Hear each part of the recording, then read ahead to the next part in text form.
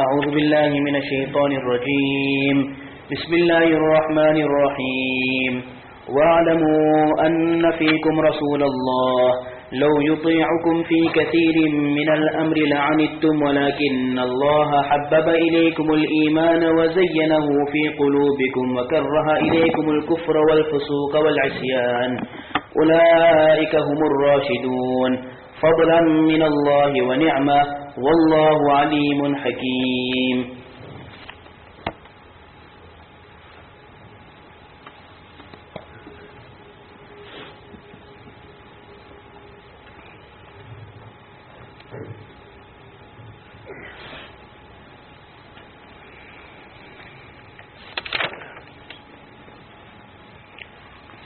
نحمده ونصلي على رسوله الكريم أما بعد. This is verse number 7 and verse number 8 of Surah Hujarat. In our yesterday's discussion, we discussed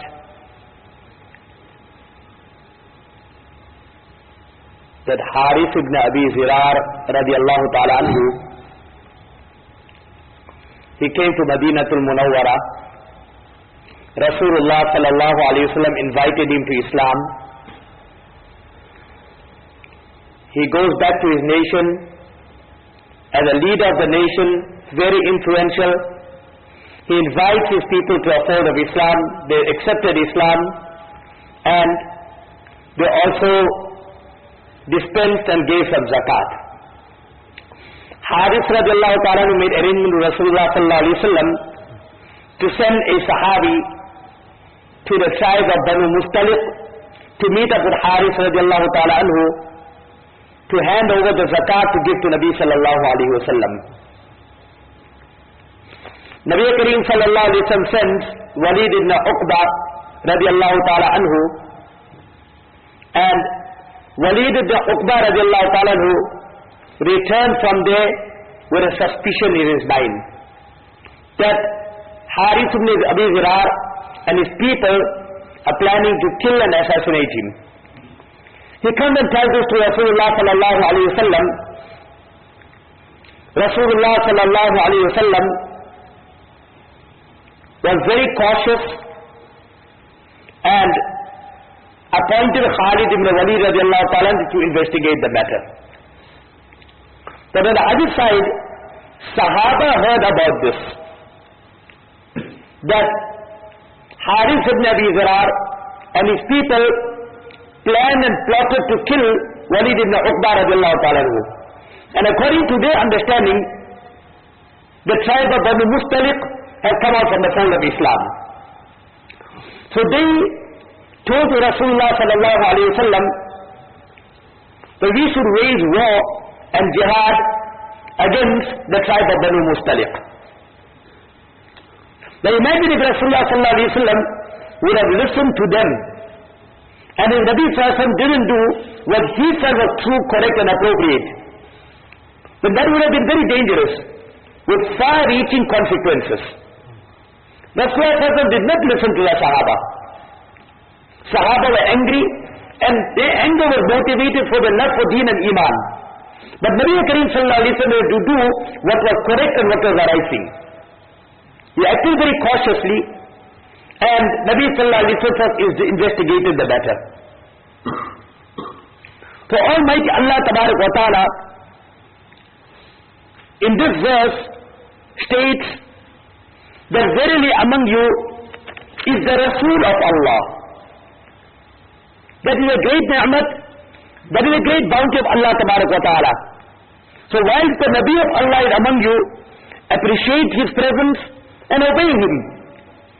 لَوْ يُطِيعُكُمْ فِي كَثِيرٍ مِّنَ الْأَمْرِ. If the Rasul of Allah would obey you in many issues, لَأَنِتُّمْ, that you would have experienced difficulty and you would have experienced hardship. وَلَكِنَّ اللَّهَ حَبَّبَ إِلَيْكُمُ الْإِيمَانِ.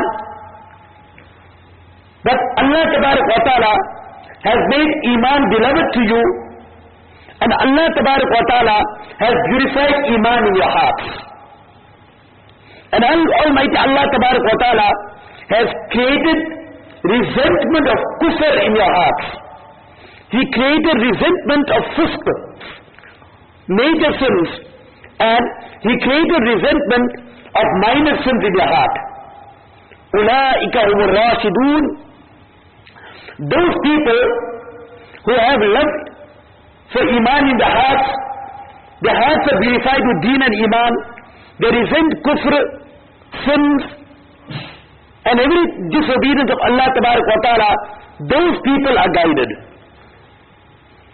And such an attitude, فَضْلًا مِنَ اللَّهِ وَنِعْمَةً, it is a virtue from the side of Allah, and it is a ni'mat from the side of Allah. Wallahu Alimun Hakim. And Almighty Allah Tabarak wa Ta'ala is all-knowing, and Almighty Allah Tabarak wa Ta'ala is Hakim and full of hikmat and wisdom.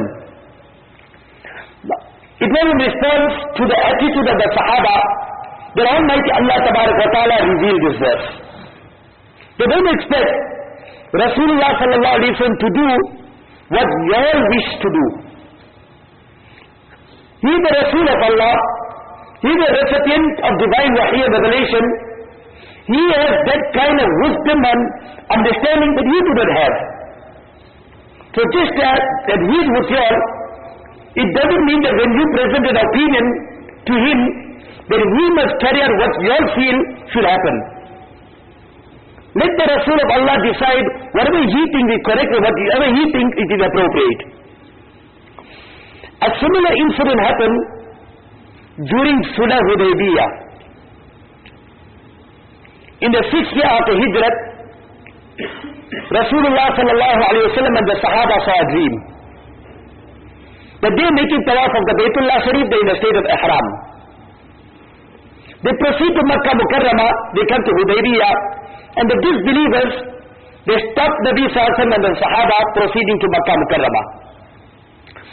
Negotiations ensued between Nabi sallallahu alaihi wasallam and the Sahaba and the disbelievers of Makkah Mukarramah. Finally it was decided that Nabi sallallahu alaihi wasallam and Sahaba should not make tawaf of the Baytullah Sharif this year. They must go away and return next year only for 3 days. Decision was already made. Nabi sallallahu alaihi wasallam and the Sahaba are still in Hudaybiyah. And the Sahaba extremely angry, extremely upset. Nabi sallallahu alaihi wasallam's order is to move to Medina Munawwara. But the Sahaba, out of their deep, sincere, honest, true feeling for Deen and Islam, they came up to Nabi sallallahu alaihi wasallam and told to Nabi sallallahu alaihi wasallam, the real Prophet of Allah, are we not on haqq? Are we not on truth? Nabi sallallahu mentioned, most definitely. Then they told to Nabi sallallahu alaihi wasallam that in the time of Jahiliyyah, when we were in falsehood, nobody would be able to make us go against our wishes or our desires. We would do whatever we think is appropriate. Yet we were in falsehood, we were in batil. Now that we are in haqq, why should we bend over? Why should we submit and surrender? Let us do what we feel is appropriate. Nabi Kareem sallallahu alaihi wasallam keeps quiet. Finally Nabi Kareem sallallahu alaihi wasallam makes mashwara with Salma radiallahu ta'ala. She tells to Nabi sallallahu alaihi wasallam that you remove your hair, Sahaba will have no option, they also have to remove the hair, they will have to submit to your opinion, and they will have to proceed to Madinatul Munawwara. Nabi Kareem sallallahu alaihi wasallam did just that, and all the Sahaba also removed the hair and they proceeded to Madinah Munawwara. But very angry, very upset. They felt defeated. They felt humiliated. They felt that they left Madinah Munawwara with a passion of making tawaf of the Baytullah Sharif. And why is it they cannot do that? So, as they were proceeding to Madinah to Munawwara, Umar radiallahu ta'ala was behind, still very angry, still very upset. Suddenly, Nabi Kareem sallallahu alaihi wasallam called for him, and Nabi Kareem sallallahu alaihi wasallam recited these verses Inna fatahna laka fathan mubina. But verily, we have given you an open victory. Now, apparently they are returning to Medina Munawwara defeated. But Allah Tabarak wa Ta'ala is saying, that's not a defeat, that is a victory.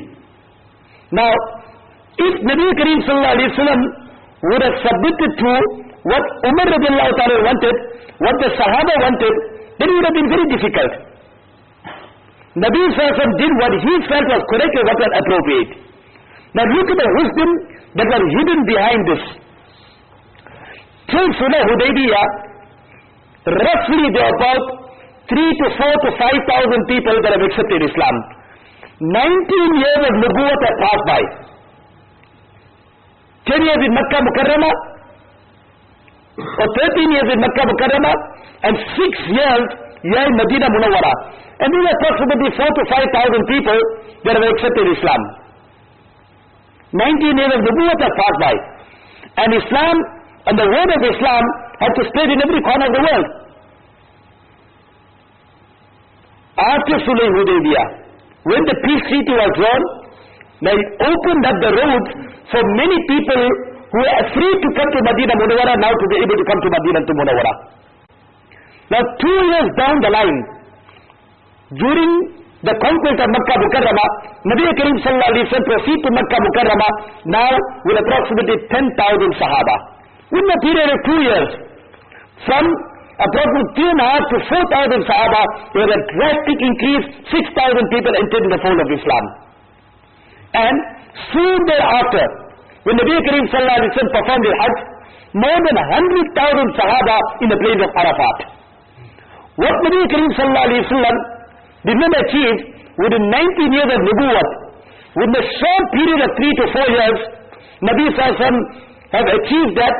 More than 100,000 people came to the fold of Islam after that. This was the hikmat, the wisdom and the diplomacy of Rasulullah Sallallahu Alaihi Wasallam. Outwardly it was a defeat, but in reality it was a victory.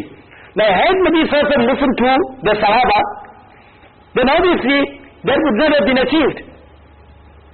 Often it happens that beyond the surface knowledge of anything that we have, it could be in our own personal life, decision, whatever it may be, we have a certain information, but beyond the surface information, there's lots and lots of greater information and greater wisdom hidden beyond that. And that can be illustrated with the incident of Musa alayhi salatu wasalam and Khizr alayhi salatu wasalam. Musa alayhi salatu wasalam is also a Nabi of Allah. He had hikmah, he had wisdom. He is a recipient of wahi and revelation. But he came to a certain point, he could see to a certain point. But beyond a certain point, he could not see. Khidr alayhi salatu wasalam could see. He damages the boat. Khidr alayhi salatu wasalam damages the boat. Musa alayhi salatu wasalam, being a Nabi of Allah, had the right to object, and he objected. That is to where his nazar could go. But there was something beyond that, which Musa alayhi salatu wasalam didn't know, and Allah Tabarak wa Ta'ala gave the knowledge of that to Khidr alayhi salatu wasalam. That on the other side there was a tyrant ruler who was taking away the boats of people. Or the second incident, Khidr alayhi salatu wasalam, he gets a young boy and twists the neck of the boy and kills the boy. So obviously anybody will object. The Nabi of Allah, Musa alayhi salatu wasalam, had to object. But there was one wisdom beyond what Musa alayhi salatu wasalam could see, that Khidr alayhi salatu wasalam could see. The wall was falling. Musa alayhi salatu wasalam was very angry with the people there, that they were not hospitable. But Khidr alayhi salatu wasalam, out of his generosity, he's taken up the wall. There was something that Khidr alayhi salatu wasalam could not see, that Musa alayhi salatu wasalam, there was something that Musa alayhi salatu wasalam could not see, Khidr alayhi salatu wasalam saw. So from this we understand, from the incident of Musa alayhi salatu wasalam and Khidr alayhi salam, that sometimes our sight goes to a certain point, we cannot go beyond that point, we cannot see. But there are certain people in our own lives, our elders, our seniors, they can see certain things that we probably cannot see. And that is why it's very, very important that don't expect the elders and the seniors to toe your line. We must toe the line of our elders and seniors. Whatever they tell us, we must go by what they say us. لو يطيعكم في كثير من الأمر لعنتم. If our elders and seniors, they are to toe our line, then we put ourselves in difficulty and they will not be doing what they were supposed to do. Elders and seniors, Allah has given the hikmah and wisdom for a certain reason to guide us. They got the right beard, they got the right hair. These are strands of life that they have earned through the experience of life. So understand and believe in the hikmah, believe in the diplomacy and submit to them. There is some wisdom and some benefit hidden for us in following them. That we could apply it in every aspect. Even in the field of suluk and tasawwuf, with a famous statement that umhu lawhak wa ta'al. Umhu lawhak wa ta'al. Delete your slate.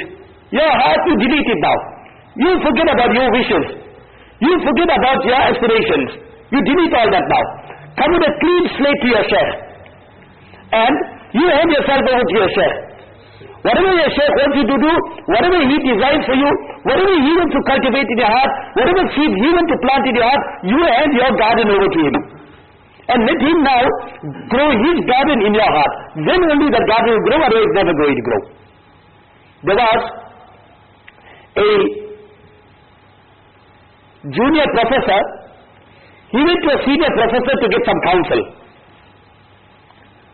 So, senior professor, obviously with the wisdom that he had, he first hosted the junior professor with tea. So he now started taking out the tea for the junior professor. He's pouring the tea, but it already filled the cup, right, the tumbler right to the top. And then he's still pouring. And the tea is now flowing over on the saucer and messing out the area around. The junior professor thought to himself, but what kind of senior professor he is? I came to him to get advice and counsel. Meanwhile, he can't even pour a cup of tea properly. Messing up the saucer, he's messing up the area around. So he was constrained to even tell the senior professor that, sir, enough. So the senior asked him, why enough? Senior is full already. It's full and there's no place anymore. So the senior asked the junior, so what does it matter? Senior is messing up everything and it's already full, he can't take anymore. It's already full. So the senior counsel then told the junior counsel, you see, likewise, if your mind and your heart is already full, what advice will my counsel be to you? When the cup can't take any more and everything is flowing over, so if I'm going to give you any advice and your heart and mind is full, it's also going to flow over. So we also as young people, we need to also understand, keep our hearts empty, keep our minds empty, and let elders cultivate whatever they want into our hearts. That is what Allah Ta'ala tells us in the Quran Kareem, that وَعْلَمُوا أَنَّ فِيكُمْ رَسُولَ اللَّهِ, that know well that verily among you is the Rasul of Allah. Appreciate His presence among you. لَوْ يُطِيعُكُمْ فِي كَثِيرٍ مِّنَ الْأَمْرِ, that if you have to obey you in many issues, then you will be putting yourself into difficulty and hardship. وَلَكِنَّ اللَّهَ حَبَّبَ إِلَيْكُمُ الْإِيمَانِ, but Allah Ta'ala has made Iman beloved to you. And Allah has purified Iman in your heart. And Allah has created kufr, major sins, minor sins, resented all that in your heart. And those people who love Iman, Iman is purified the heart, they resent kufr, major sins, disobedience, then they are the guided people. It is also mentioned in some of the du'as, most of the kitabs, Allahumma habbib ilayna al-iman wa zayyinhu fi qulubina wa karrih ilayna al-kufra wal-fusuq wal-isyan. It is basically a translation or an expression of exactly what Allah Ta'ala tells us here. Fadlan min Allah wa ni'ma wallahu alimul hakim. This, Allah has cultivated your Iman, your heart with Iman, purified it. This is a further grace from the side of Allah Ta'ala, ni'mat and bounty of Allah Ta'ala, and Allah Ta'ala is Alim, Allah Ta'ala is Hakim. In this verse, Allah Ta'ala says, وَعْلَمُوا أَنَّ فِيكُمْ رَسُولَ اللَّهِ, Now one is the physical presence of Rasulullah sallallahu alaihi wasallam at the time of Nabi sallallahu alaihi wasallam, when he was alive in this world. And then it is told to a Sahaba that the Nabi of Allah is alive among you, appreciate his presence. Do whatever he has to tell you. Nabi Kareem sallallahu alaihi wasallam has left the world, but he is still alive in his qabr. But although Nabi Kareem sallallahu alaihi wasallam left the world, but Nabi sallallahu alaihi wasallam is not physically here, but the sunnah of Nabi sallallahu alaihi wasallam is still among us. And this time, Sahaba to obey Nabi sallallahu alaihi wasallam in the lifetime of Nabi sallallahu alaihi wasallam. After the demise of Nabi sallallahu alaihi wasallam, we still have to obey Nabi sallallahu alaihi wasallam and carry out the sunnah of Nabi sallallahu alaihi wasallam. So it is not that this verse is only relating to the life of the time of the Sahaba. وَعْلَمُوا أَنَّ فِيكُمْ رَسُولَ اللَّهِ. Even after the demise of Nabi sallallahu alaihi wasallam, Nabi sallallahu alaihi wasallam is still among us through the sunnah of Nabi sallallahu alaihi wasallam and through the ahadith of Nabi sallallahu alaihi wasallam. And we have to ensure that we adopt and follow the sunnah of Nabi sallallahu alaihi wasallam in our life. There's so much of emphasis in following the sunnah of Nabi Kareem sallallahu alaihi wasallam. It is mentioned in a hadith, Rasulullah sallallahu alaihi wasallam says, لا يؤمن أحدكم حتى يكون هواه تبعا لما جئت به. You can never be a perfect mu'min until you don't subordinate your passion, your desire to what I have brought to you. Complete surrender to the sunnah of Nabi sallallahu alaihi wasallam. In one hadith, Rasulullah sallallahu alaihi wasallam mentioned, taraktu fikum amrayn lan tadillu ma tabassaktum bihima kitabullahi wa sunnatu rasulih. I leave two things among you, and if you hold firm to these two things, you will never go astray. One is the kitab of Allah, the Quran Kareem, and my sunnah. In one hadith, it is understood that three people came to Aisha radiallahu ta'ala anha, and they told to Aisha radiallahu ta'ala anha, tell us, what is the practice of Rasulullah sallallahu alaihi wasallam? What do we do at home?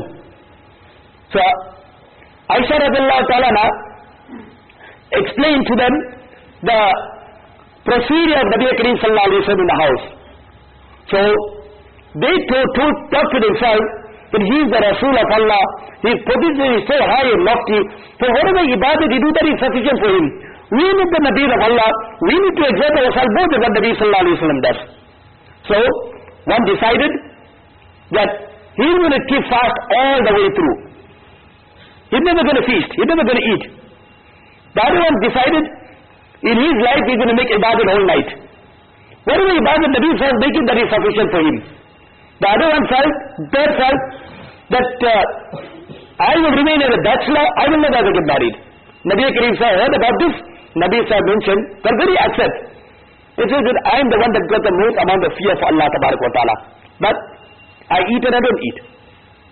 I sleep and I don't sleep. And I also marry. فَمَنْ رَغِبَ عَنْ سُنَّتِي فَلَيْسَ مِنِّي.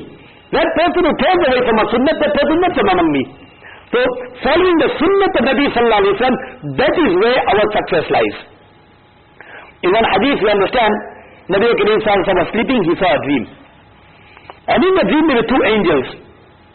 One by the head side, one by the feet side. So the angel by the head side told to angel on the feet side, idrib lahu matala. Give an example of him, referring to Nabi sallallahu alaihi wasallam. So other angel said, we can't give any example, because the purpose of the example is to honor Nabi sallallahu alaihi wasallam, he's sleeping. So other angel said, yes, that he's sleeping, but his eyes are sleeping, his heart is awake. That's the speciality of Nabi Kareem sallallahu alaihi wasallam. When he sleeps, when his eyes are sleeping, his heart is awake, and that's why in the dream of Nabi sallallahu alaihi wasallam he gets wahy and revelation. Then the example went on. So there is a king, he built a palace, and he wishes to invite people in his palace to partake of some meals and all the bounties of the palace. So he told one person to go out, invite the people to come in the palace and partake of the bounties of the palace. Those people who accepted the invite, they came in the palace, they enjoyed themselves in the palace, and those people who did not accept the invite, they didn't come in the palace, they were deprived of all the bounties in the palace. So the other angel they said, elaborate on this. What do you mean by this? The king is Allah Tabarak wa Ta'ala. The palace that is created by Allah Tabarak wa Ta'ala is Jannat and paradise. And the inviter is Rasulullah sallallahu alayhi wa sallam. Nabi Kareem sallallahu goes out to the people and tell the people that enter into Islam, enter into Jannat and benefit from the bounty of Allah. Those who accepted benefited, those who didn't accept they did not benefit. This shows that how important it is to follow Nabi sallallahu alayhi wa sallam, whatever Nabi sallallahu alayhi wa sallam did. Generally, as I mentioned in this ayat here, that we must simply obey, we must simply submit. Whether we understand the wisdom of it or we don't understand the wisdom of it, all we need to inculcate within ourselves that most definitely there is some khair and barakat in it. In following our elders and seniors. The same also is the sunnah of Nabi sallallahu alayhi wa sallam. We simply follow the sunnah of Nabi sallallahu alayhi wa sallam because it is the order of Allah, it is the order of Rasul sallallahu alayhi wa sallam. But apart from that, whether we understand the wisdom of it or not is a different issue. But most definitely have yaqeen and conviction that there is wisdom behind it. There is a lot of benefit in it. And we don't follow that, we're putting our own self into difficulty and hardship. I will give you a few examples, very few examples of some sunnahs. Fasting, apart from the month of Ramadan, Nabi Kareem sallallahu alayhi wa sallam used to fast on Mondays, Thursdays. Ayyam Eid, 13th, 14th, 15th of every month, of the lunar month. Now, in the great sunnah of Nabi sallallahu alayhi wa sallam, those of us who have the courage to practice our sunnah, we practice on that sunnah. And those who don't practice on this, there's no guna on it. But definitely if you practice on it, you get the sawab. That's to where our thinking will go. But from the scientific point of view, from the medical point of view, there's also so much of wisdom and benefit hidden in that. Recently, scientists have discovered that in the body, when a person eats, there is a certain fluid that carries certain germs, and it travels all around the body, it travels in the brain, it travels everywhere in the body. And it's a carrier, it's a vehicle of these germs. And until that fluid is not dried up, the germs will also not disappear. So, medically, recently they have concluded and they have decided that the only way to get rid of the fluid is by going on a diet and fasting. Now, we simply fast Monday, Thursdays, Ayyam Eid, and look at the wisdom behind it, which recently scientists have discovered that fluid that is there, it dries up and then it avoids the germs traveling in different parts of the body. Likewise, it's also discovered that a youth, when they grow up, there's a passion in a person because of the biological change in his body. And that is because of the fluid that is in his body. Again, Nabi sallallahu alayhi wa sallam mentioned, يَا مَعْشَرَ الشَّبَابِ مَنِ اسْتَطَاعَ مِنْكُمُ الْبَاءَةَ فَلْيَتَزَوَّجْ فَإِنَّهُ أَغَضُّ لِلْبَصَرِ وَأَحْسَنُ لِلْفَرْجِ وَمَنْ لَمْ يَسْتَطِعْ فَعَلَيْهِ بِالصَّوْمِ فَإِنَّهُ لَهُ وِجَاءٌ. That Nabi sallallahu alayhi wa sallam told the youth, growing up, you've got a passion, you've got a desire, but what is it that causing the passion and desire? It is a certain fluid that's in your body. Now, you want the fluid to dry up. Obviously, there won't be fulfillment in fasting, but there will be separation of your passion and desire through fasting. You see, we following the sunnah of Nabi sallallahu alayhi wa sallam to please Allah and His Rasul, but look at the wisdom behind it. Miswak, so much of wisdom in a miswak. As-siwak matharatun lil-fam wa marzatun lil-rabb. You make miswak, Allah gets happy, your mouth gets clean. You make miswak, the reward of the salat will multiply 70 times. Layla an ashukka ala ummati la amartum bi-siwak inda kulli salah. Nabi mentioned, had I not feared difficulty upon the ummah, I would have made it compulsory to make miswak at the time of every salah. Now we simply make miswak as a sunnah of Nabi sallallahu alayhi wa sallam. But it is also the habit of Nabi sallallahu alayhi wa sallam, when he was asked, when he comes in a house, what is the first thing he should do? Yesterday in the Talim he did this. So they told the first thing he should do, or in the night when Nabi sallallahu alayhi wa sallam used to wake up, he used to make miswak. First thing. The moment before making wudu, you have to make miswak after sleeping. Now, medical research recently proved that when a person talks and there are certain germs in the mouth, through talking they escape from the mouth. But when you are sleeping, your mouth is closed, the germs remain inside. Now when you wake up, now immediately, obviously, when you will start talking, but while the germs are already inside, they probably now, if you don't remove it, it's going to now have an effect on your body and your health. Look at the wisdom of Nabi sallallahu alayhi wa sallam. wakes up in the night, and first thing he makes miswak, and all those germs immediately come out. The barakat of practicing on the sunnah. Making wuzu. We make wuzu. There's benefit in it, so much of reward. Allah adullukum ala ma yamhullahu bihi al-khataya wa yarfa'u bihi al-darajat. What is that elevate the statement of a person and forgive a person's sins? Making wuzu is da'ul wuzu al-makari. That perfecting your wuzu in spite of it being difficult. But look at the wisdom of it. One of the things in wuzu is that we make masa of the nape. Actually it is mustahab to do so. You don't do it, no guna, you do it very good. In Nur Iza, it is mentioned under the category of istihbab. There was a Jamaat that went to France. Tabligh Jamaat, whatever they do open in public, and the action itself also invites for deen and Islam. Wherever we get more kind of opportunity, we must also join the Tabligh Jamaat. We must do everything. Perfect ourselves in Ta'lim and Ta'allum, perfect ourselves in Tazkiyah, perfect ourselves in Tabligh as well. Join that as well. Don't be just a one-sided person that just be only in ulum and think that everything else is wrong. No, we must be all rounder. Everything. That for you to insist only on one line is going against the mission of Nabi Sallallahu Alaihi Wasallam. Nabi Sallallahu Alaihi Wasallam came with all three, so we must do all three. So this Jamaat, they were making wuzu, performing salat, but there was one white man, a French person, observing very closely what is happening. So he called one of them and asked him that, what are you doing? So a person explained, look, we are about to pray, we are about to perform our salah, and then we make wuzu, ablution, and before we perform our salah. So he also amazed when I asked him that, why did you wipe your neck? Why do you wipe your neck?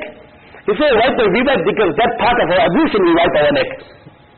So he said that actually, I am a professor of law in a mental hospital.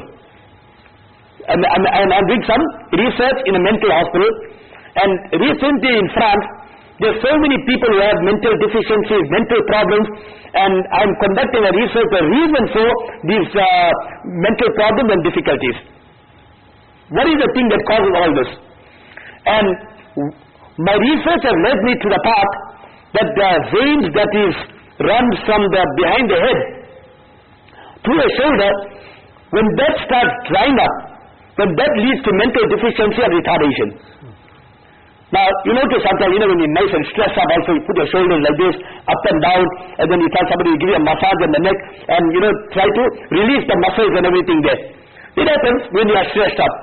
So he thinks that I have led to this is what my research has led me to, that the veins in the back dry up. But I was amazed that you people are making massage, or you people are wiping your nape, and every time we also concluded that when you wipe your nape every time and put water there, it actually causes the blood to flow in the veins and refreshing the person's memory. Subhanallah. Making wuzu and look at the barakat of it. When a person eats, now obviously you're going to eat with 2 fingers. If they need 3 fingers, they need 4 fingers. Rice or whatever it is, faluda and all that, you can't do 2 fingers. You need 4. And a Taliban, you need 5 fingers. And a bigger Taliban, 2 hands. So obviously you're going to eat with 2 fingers. But now, what's the wisdom behind it? Nabi Sallallahu Alaihi Wasallam mentioned, eat with the fingers. Don't eat with a fork, don't eat with a knife, eat with the fingers. And after you eat, then you must lick your fingers. What's the wisdom behind it? Again, medical research has proven that when you lick your fingers, that inside the fingers, there is a thing, plasma that comes out from there. When you lick it, then that helps with the digestion. Again, look at it. Make amal and a simple sunnah. Today, one of the biggest problems is indigestion. You get the eno and you get the tablets and everything. The simple practice of sunnah of Nabi Sallallahu Alaihi Wasallam, you lick the fingers and then the plasma comes out, it helps for digestion. When a person sleeps, Nabi Sallallahu Alaihi Wasallam advised, sleep on your right hand side. Sleep on your right hand side. But nowadays people say, no, you must sleep on your left hand side. Because your heart is on the left and then you give more rest to your left. But now recently it was discovered that people have nightmares. And they also, to a large extent, they have heart problem because people sleep on the left hand side and they're putting a pressure on their heart, and on the intestines also, they somehow get jammed up with the heart. And that leads up to nightmares. It has also a mental problem and give a person a mental difficulty. So these are some of the wisdoms on practicing on the sunnah of Nabi sallallahu alaihi wasallam. So وَعَلَمُوا أَنَّ فِيكُمْ Rasulullah, the Rasul of Allah is among you. At the time of Nabi sallallahu alaihi wasallam, Sahaba, Nabi sallallahu alaihi wasallam was physically present. Nabi sallallahu alaihi wasallam is gone, but the sunnah of Nabi sallallahu alaihi wasallam, the lifestyle of Nabi sallallahu alaihi wasallam is also among us. Just as Sahaba have to appreciate the presence of Nabi sallallahu alaihi wasallam, we too have to appreciate that the sunnah of Nabi sallallahu alaihi wasallam and practice it inculcate in our life. وَمَن يُطِعِ اللَّهَ وَرَسُولَهُ فَقَدْ فَازَ فَوْزًا عَظِيمًا. Anybody that obeys Allah and Rasul sallallahu alaihi wasallam, for him is the greatest success. Our success lies in making itaat of Allah and Rasul sallallahu alaihi wasallam. You go against that, la'anittum. Going to put difficulty and hardship in our lives. Allah Ta'ala give us tawfiq. Subhanallahi bihamdi. Subhanakallahumma wa bihamdik. Nashhadu an la ilaha illa anta nastaghfiruka wa natubu ilayk.